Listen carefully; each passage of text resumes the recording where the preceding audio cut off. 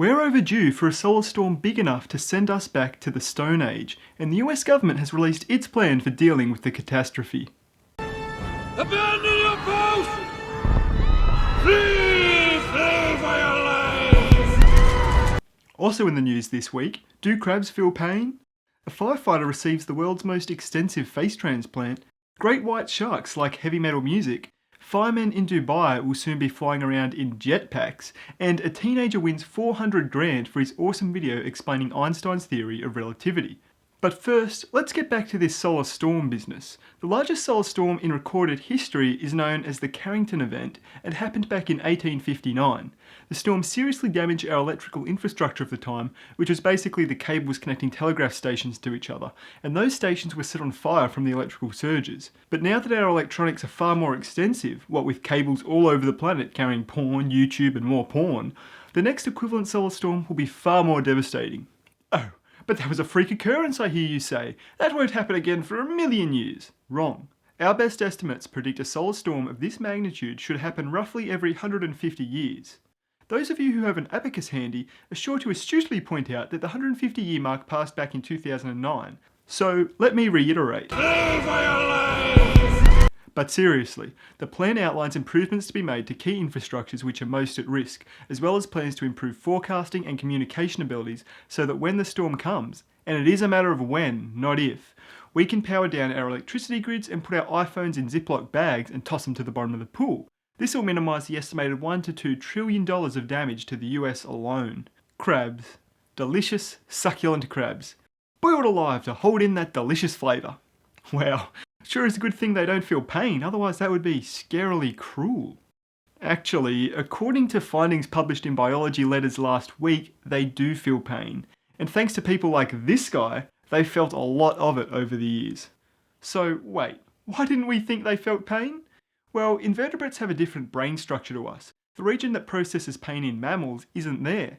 But brains are weird things, and different regions can perform the same function all the time. So it turns out crabs just have a different region of the brain experiencing pain.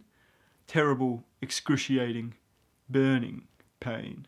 So next time you cook a crab, give it a hit with a mallet to put it out of its misery before you boil it. Or, even better, let it go on living. Back in 2001, the 41-year-old firefighter from Mississippi, Patrick Hardison, had a burning roof fall on him and melt through his mask, causing serious damage to his face. But 3 months ago, Patrick received the world's most extensive face transplant from 26-year-old David Roadbow, who was brain dead after a severe cycling accident. The operation lasted over 24 hours and included 2 teams of over 100 people. The operation involved peeling off Patrick's skin to the bone and reconnecting all of the little blood vessels to his new face. The skin is an organ like any other, and Patrick was told that if his body rejected the transplant, he would almost certainly die. But now 3 months on, he hasn't rejected the transplant and is due for another operation in 2016 to remove some of the excess facial tissue. Hardison can now live as normal a life as possible. Sharks. Unfortunately, another sea creature humans eat. But this story isn't about sharks feeling pain. How could they with such black, soulless eyes?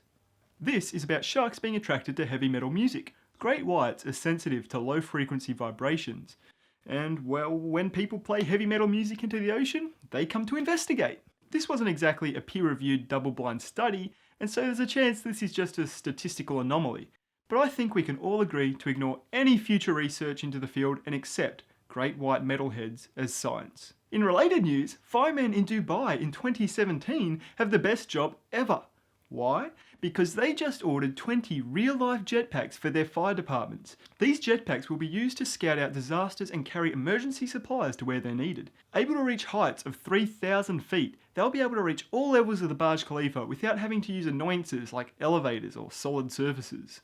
And lastly, school student Ryan Chester from Ohio has won $400,000 towards his education in school for creating this awesome video explaining how Einstein's relativity works. If, like 100% of people on the planet, you have difficulties understanding relativity, check out this video as Ryan out-teaches every teacher I ever had. For the links to all of the original articles and to Ryan's video and the videos related to all of this week's news stories, check out the description below.